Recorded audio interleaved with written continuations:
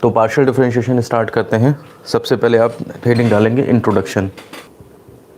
इसके बारे में मैं समझा देता हूँ केवल आपको, और आप अपनी मर्ज़ी से जो बोर्ड से लिखना हो लिख लीजिएगा, क्योंकि केवल कंसेप्ट बनाने के लिए इसकी ज़रूरत है, बाकी पेपर में नहीं आएगा।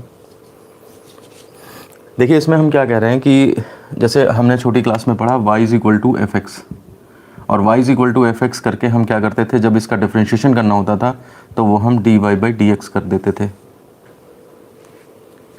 और dy/dx = और जो भी उसका डिफरेंशिएशन आएगा, मतलब d/dx ऑफ fx, बाकी fx की वैल्यू जो है वो d/dx ऑफ fx की वैल्यू सपोज x⁴n है तो वो x⁴n रख दिया, और ये nxn-1 ये इस तरह से बन जाता था। तो ये चीज़ सब हम करते थे तब जब हमारा फंक्शन किसी एक वेरिएबल पर डिपेंड करे। जैसे मान लिया सपोज करिए एरिया ऑफ सर्कल, तो एरिया ऑफ सर्कल = πr² है। तो देखिए यहाँ पे एक इंडिपेंडेंट वेरिएबल है r, पाई तो कांस्टेंट है, और एक डिपेंडेंट वेरिएबल है।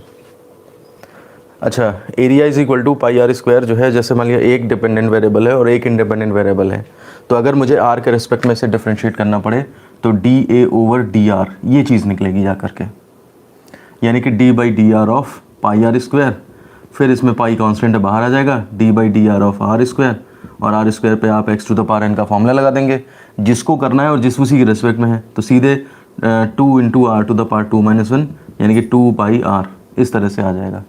तो एक वेरिएबल और एक स्वतंत्र इंडिपेंडेंट को स्वतंत्र चर बोलेंगे, और एक परतंत्र चर हो तो डिफरेंशिएशन का प्रोसेस इस तरह से होता है। लेकिन समस्या तब आती है जब हमारे पास कुछ ऐसा होने लगे कि फंक्शन हमारा जो है वो एक से ज़्यादा वेरिएबल पे डिपेंड करने लगे। जैसे मान लिया area of rectangle, length into breadth. अब यहाँ पे आप देखें अगर, तो area of rectangle length into breadth हो गया, तो यहाँ पर एरिया जो है वो दो वेरिएबल पे डिपेंड कर रहा है, लेंथ और ब्रेथ दोनों पे। ऐसे केस में डिफरेंशिएशन कैसे होगा नहीं पता। या फिर वॉल्यूम ऑफ क्यूबॉइड, क्यूबॉइड को हिंदी में कहते हैं घनाभ, या फिर कभी कभी आयतज भी कह देते हैं। आयत का 3 डायमेंशन है तो आयतज भी कह दिया जाता है। तो इसका फॉर्मूला होता है LBH। तो यहाँ पे देखिए डिपेंडेंट वेरिएबल एक है, और इंडिपेंडेंट वेरिएबल जो है वो 3 है यहाँ पे। तो ऐसे केस में अगर हम डिफरेंशिएट करना चाहें तो क्या तरीका होगा, कैसे क्या किया जाएगा, उसके बारे में हमें स्टडी करनी है। जैसे हमारे पास वॉल्यूम ऑफ सिलेंडर है, तो volume of cylinder V = πr²h। तो यहाँ पे देखिए 2 इंडिपेंडेंट वेरिएबल हैं और एक डिपेंडेंट वेरिएबल है।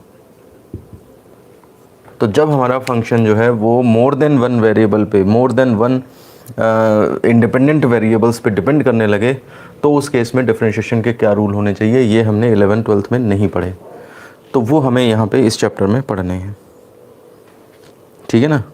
और इस तरह के फंक्शंस को इन जनरल हम लिखा करेंगे, in general we write z = fxy। ठीक है, मतलब ये जैसे y = fx रख देते थे जब एक वेरिएबल होता था इंडिपेंडेंट, तो y = fx रख देते थे।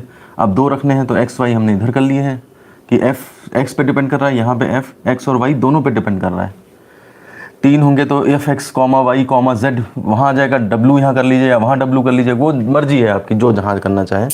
तो हम अभी शुरुआत में लेकर के चल रहे हैं z = fxy। अब अंदर क्वेश्चन जो है 3 वेरिएबल पे आ जाए, 4 वेरिएबल पे आ जाए, उसमें z उधर कर दें, w इधर कर दें, वो उनकी मर्जी है। वो जैसा देश वैसा भेष, उसी हिसाब से ढल जाया करिएगा। तो आप कुछ थोड़ा बहुत नोट कर लें यहाँ से, तो आपको जब भी दोबारा देखेंगे कॉपी तो समझ आ जाएगा कि ये सिचुएशन है, और इस तरह से हम उसको जनरलाइज्ड वे में रिप्रेजेंट करेंगे। अब कैसे क्या करना है, पार्शियल डिफरेंशिएशन क्या होता है, उसके बारे में हम स्टडी करेंगे।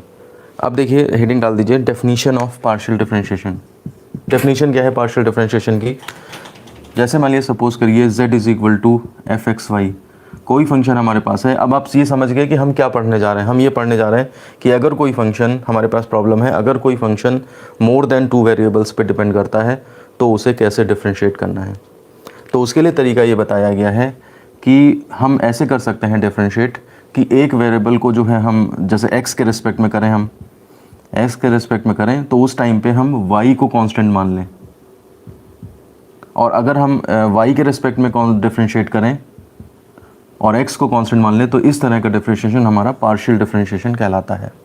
पार्शियलनेस का मतलब क्या हुआ? आंशिक, हिंदी में इसे कहेंगे आंशिक अवकलन। मतलब आपने पूरे फंक्शन को नहीं किया है, उसके थोड़े से पार्ट को कर लिया है, और उस टाइम पे दूसरा वेरिएबल क्या करेगा, वो दूसरे वेरिएबल को आप साइलेंट कर दोगे। तो अगर हम इस फंक्शन को x के रिस्पेक्ट में डिफरेंशिएट कर दें और y को कांस्टेंट मान लें उस टाइम पे, या फिर y के रिस्पेक्ट में डिफरेंशिएट करें x को कांस्टेंट मान लें, तो इस तरह से जो डिफरेंशियल कोफिशिएंट्स यानी कि डेरिवेटिव्स निकल के आएंगे वो कहलाएंगे पार्शियल डेरिवेटिव्स, वो आपके कहलाएंगे पार्शियल डेरिवेटिव्स। और ये जो प्रोसीजर आप करोगे ये प्रोसीजर आपका कहलाएगा पार्शियल डिफरेंशिएशन। ध्यान दीजिए क्या हो रहा है, आप फंक्शन को x के दो ही के रिस्पेक्ट में कर सकते हो क्योंकि दो पे डिपेंड कर रहा है। अगर आप x के रिस्पेक्ट में करना चाहते हो तो करो, लेकिन उस टाइम पे दूसरा वेरिएबल y जो है वो कांस्टेंट मान लो। और अगर y के रिस्पेक्ट में करना चाहते हो, मतलब दूसरे वेरिएबल के रिस्पेक्ट में करना चाहते हो डिफरेंशिएट, तो कर दो, लेकिन उस टाइम पे x को एज ए कांस्टेंट ट्रीट करो। इस तरह के अगर डिफरेंशिएशन को नाम दें हम तो ये हमारा पार्शियल डिफरेंशिएशन कहलाता है। और यहाँ से जो डिफरेंशियल कोफिशिएंट्स निकलेंगे वो हमारे पार्शियल डिफरेंशियल कोफिशिएंट्स या फिर पार्शियल डेरिवेटिव्स, आंशिक अवकलज हिंदी में अगर बोलें तो। टर्मिनोलॉजी ध्यान से देख लीजिए, आंशिक अवकलज कहलाएंगे वो। और ये प्रोसीजर आपका जो है वो आंशिक अवकलन कहलाएगा। आंशिक मतलब यही है कि आपने x के रिस्पेक्ट में तो किया है लेकिन y को कांस्टेंट ट्रीट कर लिया है, y के रिस्पेक्ट में नहीं, कुछ नहीं कर रहे हैं। और अगर y के रिस्पेक्ट में कर रहे हैं तो फिर x को ट्रीट कर लिया है कांस्टेंट। ठीक है ना। रह गई बात तो नोटेशन की, तो अगर इसका हम नोटेशन देखें, मैं पहले समझा ही दूँ फिर लिखवा दूँगा। नोटेशन अगर देखें तो z को आपने z को x के रिस्पेक्ट में किया है, तो पहली बात तो आंशिक चीज़ दिखाने के लिए हम डेल का यूज़ करते हैं। Del z by del x कहा जाएगा इस चीज़ को। इस डिफरेंशियल कोफिशिएंट को कहा जाएगा del z over del y। इस सिंबल को, ये जो सिंबल इस तरह बनाया जाता है, इसको आप तो या तो डेल पढ़ सकते हैं या फिर डेवर करके भी पढ़ते हैं। तो डेवर z अपॉन डेवर x, डेवर z अपॉन डेवर y। लेकिन डेवर बोलने से यही लगता है कि स्मार्टनेस दिखा रहे हैं, ओवर रिएक्ट कर रहे हैं, समझे मतलब। तो इसलिए डेल ही पढ़ लेते हैं चुपचाप। डेल ही बोलने में सही भी लगता है, डेवर बोलने में ज़्यादा मुंह चलाना पड़ेगा आपको। तो ये डिफरेंशियल कोफिशिएंट्स हैं, ये पार्शियल डिफरेंशियल कोफिशिएंट्स हैं। अगर आप x के रेस्पेक्ट में करना चाहते हो तो x, y के रेस्पेक्ट में, किसके रेस्पेक्ट में कर रहे हो ये x y बता रहे हैं। और पार्शियल है ये कौन चीज़ बता रहा है, ये जो सिंबल है ये बता रहा है कि ये पार्शियल डिफरेंशिएशन है, कोई नई चीज़ है। x के रेस्पेक्ट में बस x को डिफरेंशिएट होगा, बाकी जितने भी वेरिएबल्स हैं वो कांस्टेंट ट्रीट किए जाएंगे। यहाँ पर ये y के रेस्पेक्ट में डिफरेंशिएट होगा, बाकी सारे वेरिएबल्स जो हैं वो कांस्टेंट ट्रीट किए जाएंगे। थोड़ा सा लिख लेते हैं तो और ठीक हो जाएगा आपके लिए। माना z equal to F X Y लिखिए, कॉमा दो स्वतंत्र चरों x, y का फलन है, फुल स्टॉप। चूँकि हम एक समय पर केवल एक स्वतंत्र चर राशि के सापेक्ष अवकलन कर सकते हैं, इसलिए जब ऐसे फलनों का x के सापेक्ष अवकलन करते हैं तो y अथवा अन्य स्वतंत्र चर राशियों को स्थिर मान लेते हैं। y अथवा अन्य स्वतंत्र मतलब और भी ज़्यादा अगर हैं तो कोई दिक्कत नहीं है, सबको कांस्टेंट मान लेंगे। y अथवा अन्य स्वतंत्र चर राशियों को स्थिर मान लेते हैं, full stop.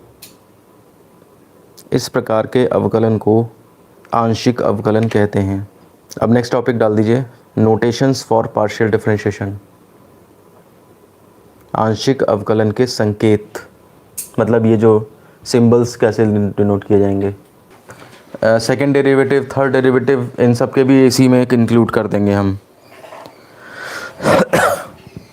Late z is equal to F X Y, इस तरह से आपका ये फंक्शन है। यदि y को स्थिर मानकर x के सापेक्ष अवकलन करें तो, ठीक है ना, y को कांस्टेंट ट्रीट करें, इंग्लिश वाले लिख लें, differentiating with respect to x, treating y as constant, तो जो डिफरेंशियल कोफिशिएंट मिलेगा आप उसको del Z over del X से शो करेंगे। ये कांस्टेंट मानने वाली चीज़ की वजह से आप जान जाओगे कि ये पार्शियल डिफरेंशिएशन है, और फिर del Z by del X से इसको रिप्रेजेंट करेंगे। या फिर इसे सीधे सीधे ऐसे भी डिनोट किया जाता है एफ एक्स, मतलब फंक्शन जो है हमारा हमने उसके सफिक्स में एक्स लगा दिया, इसका मतलब एक्स के रेस्पेक्ट में पार्शियल डिफरेंशिएशन किया गया है। या फिर आपने ऐसे कर दिया कैपिटल डी एक्स एफ, मतलब डिफरेंशियल कोफिशिएंट और किसके रेस्पेक्ट में डिफरेंशिएट किया गया है, partial differential coefficient with respect to X. भाई डी का मतलब तो डिफरेंशिएशन है, एक्स लगा दिया, इसका मतलब केवल एक्स के रेस्पेक्ट में कर रहे हो आप और किसी फंक्शन के रेस्पेक्ट में नहीं कर रहे हो। तो इन तीन तरीकों से आपको मिल सकता है क्वेश्चन में कहीं पर भी। यदि x को स्थिर मानकर y के सापेक्ष करें तो क्या होगा, del z over del y, यानी कि एफ वाई यानी कि डी वाई एफ। अब पहला समझ गए होंगे तो दूसरा भी समझ में आने में कोई दिक्कत नहीं होगी। अब देखिए del z by del X अगर आ गया आपके पास, ठीक है ना, और उसको x के सापेक्ष पुनः अवकलित कर रहे हैं आप, सापेक्ष पुनः आंशिक अवकलित करने पर इसको दोबारा पार्शियली डिफरेंशिएट कर दें अगर, तो क्या होगा, तो कैसे नोटेशंस लिखे जाएंगे। देखिए डेल बाई डेल एक्स कर रहे हो आप, और किसका, del Z by del X का। तो आपने ये काम पहले भी करा है, D Y by D X को दोबारा D Y by D X करो तो क्या लिख देते हैं, D two Y by D X two. तो इस चीज़ को हम ऐसे भी लिख सकते हैं डेल इक्विवेलेंट टू, ये सब ऑपरेटर हैं, इक्विवेलेंट लगेगा इसके बीच में, del two Z by del x two, ऐसे भी लिखा जा सकता है। या फिर हम इसको ऐसे भी लिख सकते हैं F x x, F x single differentiation, और एफ एक्स एक्स जो है वो आपका एफ एक्स एक्स, ये पार्शियल डिफरेंशिएशन डबल हो गया। एक्स के रेस्पेक्ट में एक बार करना है, फिर दोबारा भी एक्स के रेस्पेक्ट में करना है। ऐसे ही अगर del Z by del Y को वाई के सापेक्ष पुनः करें तो आपका del by del Y del Z over del y और is equal to del two Z by del equal to del y two, या फिर एफ वाई वाई इस तरह डिनोट कर सकते हैं। क्योंकि ऐसा है ना, ये समझ आपके अंदर अगर आज डेवलप हो गई कि ये नोटेशंस से आप घबराएं ना, क्योंकि इसमें ऐसा होता है ना कि नोटेशंस ही खूब मतलब एकदम प्रेशर में ला देते हैं बच्चे को, ये देखते ही क्वेश्चन लगने लगता है अरे पता नहीं कैसे होगा, लेकिन कंसेप्ट सारे वही 11th के हैं जो आपने पढ़ रखे हैं। तो इसलिए हम उसको उसी नज़र से दिखाने की कोशिश कर रहे हैं कि आप सीधे 11th वाला ही समझ के इसको करें सॉल्व।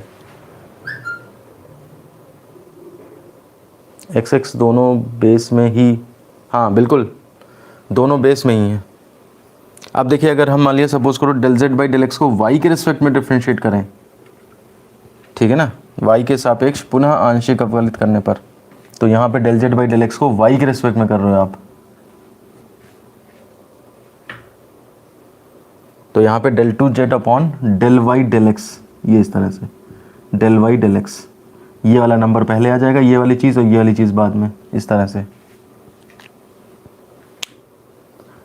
अब इसे F X F Y X कहना चाहिए, लेकिन इस तरह के नोटेशंस यूज़ करते हुए नहीं देखे गए हैं।